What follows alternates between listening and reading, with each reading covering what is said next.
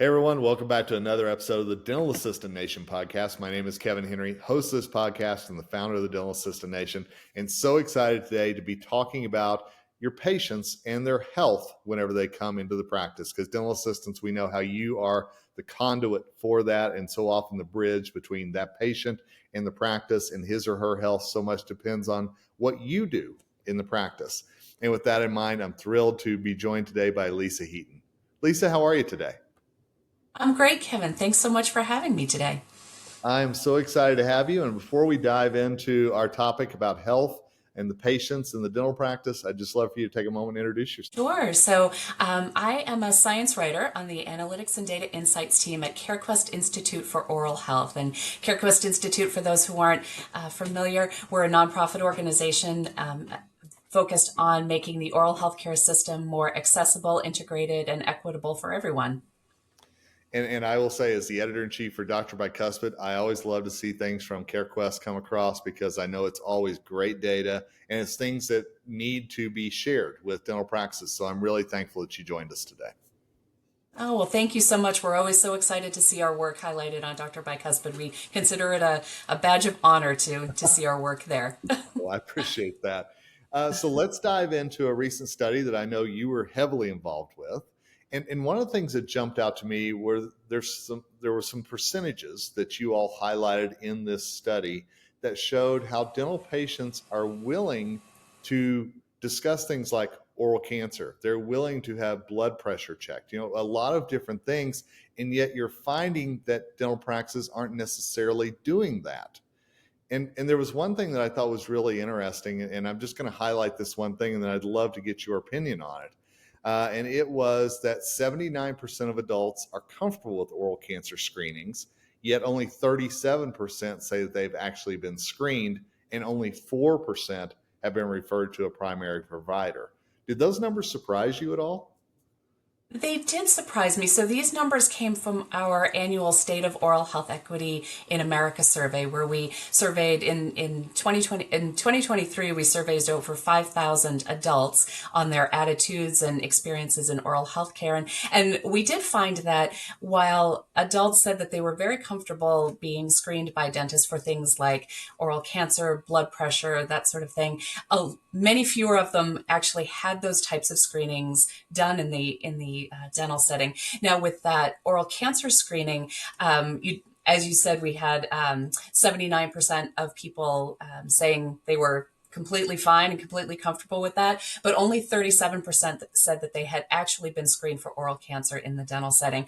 Now, I think that might be a little bit of an underestimate because sometimes I think oral health providers might not explicitly say to a patient, oh, now I'm checking for oral cancer. When they're sort of feeling around and looking around, they might not explicitly say to the patient, I'm screening for oral cancer. So my suspicion is that a lot more people are being screened for oral cancer than actually know they're being screened for oral cancer. But I still believe that there's a gap there where we could be doing. There's much more of an opportunity for patients to be screened because they're certainly expressing to us that they're very comfortable with screenings like this. You've got a mind reading device on today, I swear, Lisa, because that was actually what I was going to ask you was that I feel like that number may be a little bit low. And is it simply a matter of communication and really telling the patient step by step what is going on during that procedure? Absolutely. I think that's a really key point you bring up, Kevin, that a lot of times patients might not know what's going on. And sometimes oral health providers might be a little hesitant to say, oh, I'm screening for oral cancer because they think that they might alarm patients by saying, oh, and patients might be thinking, oh, why are you screening for oral cancer? Do you think I have oral cancer? And so I think that's a great opportunity for oral health providers to communicate to their patients. This is a screening that we do for everyone. This is what I'm looking for. And this is the kind of thing that would be cause for concern, but at the same time, I'm not seeing anything that's concerning, and really educating patients about the importance of doing those regular screenings and reassuring them at the same time. And just one more point on the oral cancer screenings, and I want to touch on a couple of other things, but I think that there's a real opportunity for dental assistants to either at the start of the appointment say, by the way, this is going to be part of what we do today as an oral cancer screening, be ready for any questions that there might be by introducing the subject, Or at the end, if you're walking that patient up to the front, or your final interactions with that patient, maybe, just a reminder, we did an oral cancer screening today, everything looked great, just something like that, where it's mentioned, and that seed is planted with the patient. I think that's an excellent point, because we know that patients very often might feel more comfortable talking with an assistant than when the dentist walks in, and now we're all of the questions that they have might fly out of their heads.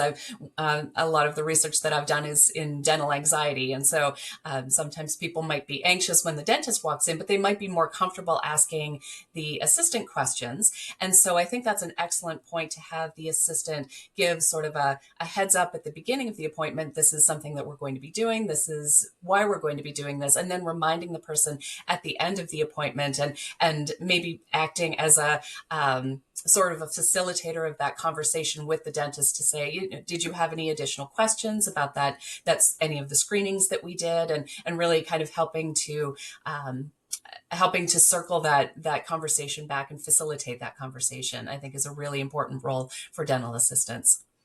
So, assistants, I'm just going to remind you, if your dentist is running late, and I know that never happens in your practice, I know it never Never, does, but never, never, but never. but if that were to hypothetically ever happen, and you're sitting there trying to figure out to talk about the weather or the football game or whatever it might be, maybe there's a moment there just to really go down that path, and introduce that to your patients. Just a thought there. Uh, so Absolutely. so, Lisa, I want to ask you. There were a couple of other points that really stood out, and I'm just going to read from the release here, because I want to make sure I get this correctly. 70% of patients are comfortable with blood pressure screenings, 54% Right. are comfortable with diabetes screenings, and 45% are comfortable with HIV screenings at their dentist's office. Correct. I thought those were really fascinating numbers. And yet we know that the numbers that it's actually happening, like oral cancer, doesn't match those numbers for patients so often, especially the blood pressure side of things. That's absolutely true, Kevin. What we found is for blood pressure screenings, about 70% of people said they're comfortable with that, but only 38% said that they had actually had their blood pressure screened. Things like diabetes and HIV testing, even fewer people. 12% of people said they'd been screened for diabetes. 7% had been screened for HIV, and that could be related to, that's a slightly more invasive test than just Sure. having blood pressure or oral cancer. So in 2018, what the Agency for Healthcare Research and Quality found was that over 28 million individuals in the United States saw a dentist but did not see a physician. And so this really puts oral healthcare providers in a unique position to reach people, to do these types of screenings, blood pressure screenings, HIV screenings, diabetes screenings, for individuals who are not seeing a physician or other healthcare provider, and to be able to provide that referral. So I think that's a really great opportunity for oral healthcare providers to be involved in those types of screenings.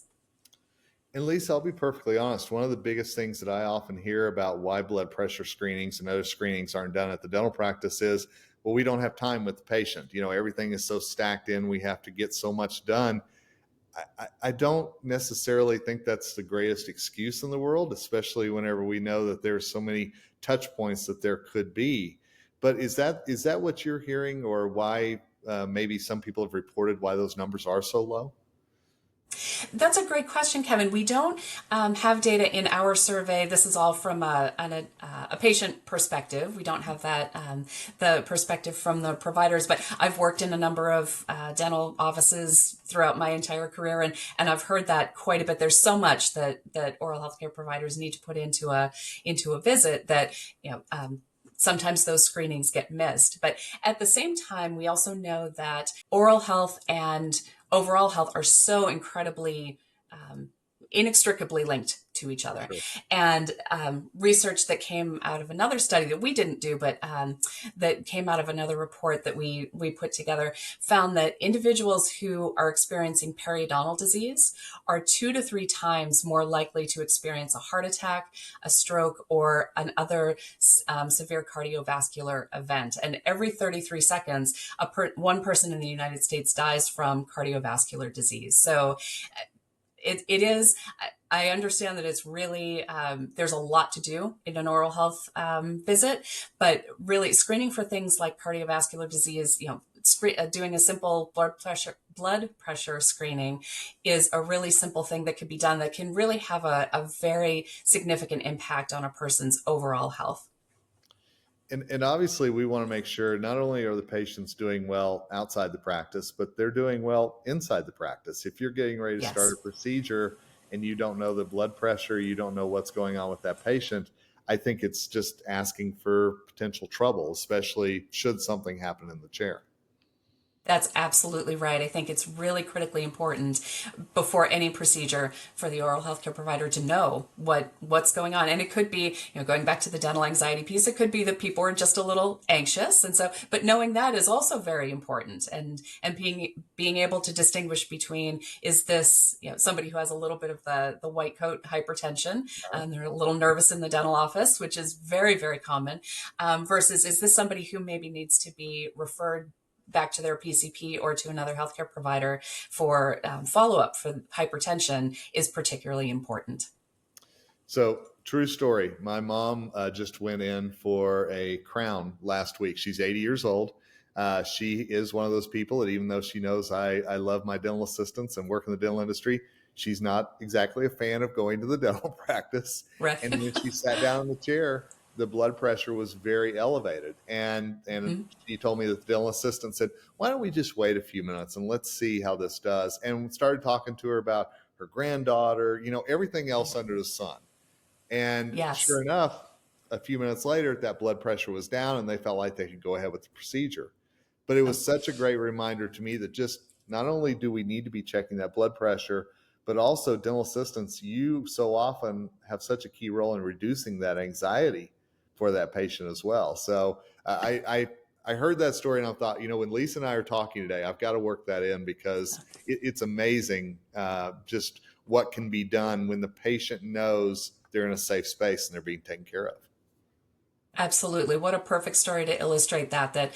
And it might seem like a very simple thing to just say, well, let's just pause and let's just talk about things that are not related to dentistry at all. And then, and to your point, that made such a huge difference. And so I think that really highlights and emphasizes the really key and critical role that dental assistants play in the practice to make sure things keep moving smoothly and the It, patients are safe and comfortable. Not only for the patient's sake, but the practice's sake as well, because that's the last thing that we want to have happen on any level is medical emergency in the practice. So, Absolutely right. Lisa, I know there's so much data that CareQuest works on. I know that you have such a big hand in that. And so let's make sure that our readers know not only how to get in touch and learn more about what you all do, but also the study that we've been referencing. Where can they find out more information and look over those numbers Absolutely. themselves? Absolutely. Well, I'm happy to share that link for the show notes because sometimes it's easier to click on a link. But folks are more than welcome to visit carequest.org, and you can find our resource library, and you can find all of our publications. We have infographics, and we have short reports and long reports, and one of the things that we really focus on is medical dental integration. So these links between things like cardiovascular disease and oral health, and dementia and oral health, and how all of these are just so inextricably linked. So again, I'd encourage folks to go to carequest.org, and I'll also share some specific links in the show notes for specific reports that we've talked about today. I really appreciate that. And again, as a dental journalist, I can tell you, you all are invaluable to helping me inform our dental teams. And I'm so glad you came on the Dental Assistant Nation podcast today to really focus on the dental assistant side of things. So thank you, Lisa. Oh, thank you so much for having me, Kevin. I'm happy to be here. And thanks to all of you for listening to this episode. Hey, dental assistants, you play a key role. You know that. But this is a good reminder every day, the key role that you play, not only in making sure that your patients are educated, but also that they're safe and they're comfortable where they are in your business as well. So dental assistants, you got a lot ahead of you, but I know there's good folks out there like at CareQuest to help you with the data and the tools that you need to succeed every day. Until next time, Kevin Henry, host of the Dental Assistant Nation podcast, signing off. And as always, wishing you nothing but success.